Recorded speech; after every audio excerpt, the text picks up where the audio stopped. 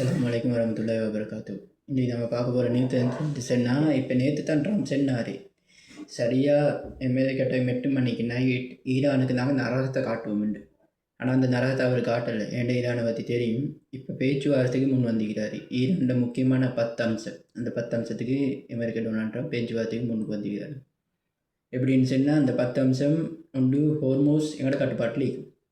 அடுத்தது முழு பிராந்தியம் காசா, லெபனான் உட்பட இந்த போரை நிப்பாட்டணும். அப்படி நிப்பாட்டினா தான் ஹோர்மோஸை திறக்கும். அடுத்தது வந்து எங்களோட மேலே விதிச்சுக்கிற டேக்ஸ் தடைகளை நீக்கணும். அடுத்தது நீங்கள் ஓமான் கடற்கரையிலேருந்து உங்களோட கப்பலை நிறுத்திட்டு வெளியாகணும் அப்படின்னு சொல்லி இப்போ 4-5 காசா போர் நிறுத்தத்துலேருந்து 4-5 அம்சத்தை கொண்டு வந்துக்கிறாங்க. இப்போ நேற்று எந்த சென்னா டொனால்ட் ட்ரம்ப் வந்து இந்த நரகத்தை காட்டுவேன்னு இருந்தார்.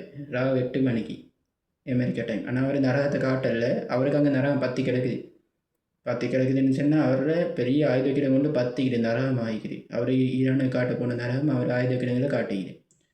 அதை சுட்டி இப்போ அந்த முடிவு ஒன்று எடுத்துட்டு இப்போ வந்துக்கிறாரு. சமாதானமாகி 2 வாரத்துக்கு நாங்கள் பாகிஸ்தானில் பேச்சுவார்த்தை ஒன்று வச்சுக்கொள்வோம். 2 கிழமை போகிறோம். அது வரக்காட்டியும் ஹோர்மோஸை திறந்து எண்ணெய் வளத்தை சப்ளை பண்ணணும், கேஸை சப்ளை பண்ணணும்னு சொல்லிக்குது. நல்ல ஒரு விஷயம்.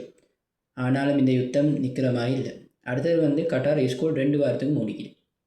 கட்டாரில் ஏற்கனவே பிரச்சனை எண்ணெய் தாக்கி பட்டிக்கிறி, பெரிய பெரிய மின்சார கட்டிடம் தாக்கி பட்டிக்கிறி சுட்டி கட்டாரில் 2 வாரத்துக்கு ஸ்கூல்களுக்கு மூடி லீவ் ஒன்று கொடுத்திக்கிறி. இந்த கட்டாரில் இருக்கிற பிரச்சனை, ஈரானோட இருக்கிற பிரச்சனை, எல்லா பிரச்சனையும் பார்த்து இப்போ கட்டார் இந்த முடிவு எடுத்துக்கிது. அடுத்தது வந்து குவைட்டில் நேற்று நைட் சாதாரணமாக காலை 7 மணிலேருந்து இன்றைக்கி வெள்ளனை 6 மணி வரை காட்டியும் கேஃபி போட்டிருந்தாங்க. இந்த கேஃபி தொடர்ந்து போகுமா இல்லாட்டி இதோடைய குவைட்டில் நிப்பாட்டுமான்னு சரியாக தெரியும். வீட்டில் டிரைவிங் பண்ணுறாக்கள், கம்பெனியில் டிரைவிங் பண்ணுறாக்கள் எல்லோரும் கவனமாக இருந்து கொள்ளும். ஏன்னா குவைட்டும் துபாயும் பொறுத்தவரையில் இப்போ பெரிய சிக்கலாகிது. இப்போ துபாயில் வந்து ராசால் கைமாவில் பெரிய சிக்கல். ராசால் கைமாலேருந்து தான் ஈரானுக்கு ஏவுகணை அனுப்புகிற அடிக்கிறேன்னு சொல்லி இப்போ வார்னிங் கொடுத்துக்கிற IRGC வார்னிங் கொடுத்து வச்சுக்கிட்டு இது இப்போ ஒரு ராசால் கைமாவில் இந்த எண்ணத்தை வந்தாலும் அவளுக்கு நாங்கள் நரகத்தை காட்டுவோம் என்று சொல்லிக்கிறோம். இப்போ இஸ்ரேலுக்கு எப்படி அடிக்கிறாங்க கிளஸ்டர் எல்லாம் நதமாகி துபாய்க்கு அடிக்கிறேன்னு சொல்லிக்கிறாங்க. அபுதாபி, UAE, துபாய் ராசால் கைமாவில் முக்கியமாக டார்கெட் பண்ணிக்கிறாங்க.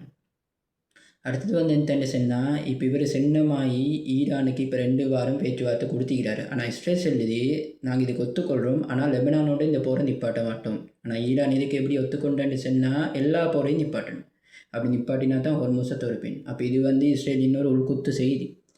அப்போ இஸ்ரேலுக்கு இது தேவையில்லாத வேலை. அப்போ இஸ்ரேல் இது நிப்பாட்டினா தான் முழுக்க ஹோர்மோஸ் திறக்கிற வழியும் டிகிரி அது சுட்டி தேசிக்கு இஸ்ரேல் லெபனான் காசா போரில் நிப்பாட்டுறதுக்கு ஒத்துக்கொண்டே ஆகணும். இன்ஷா அல்லாஹ் பார்ப்போம் என்னத்து நடக்குதுன்னு. இன்ஷா அல்லாஹ் அடுத்த நியூஸில் நான் உங்களை சந்திக்கிறேன். அது வரைக்கும் இதோட நியூஸ் முடிஞ்சு இன்ஷா அல்லாஹ்.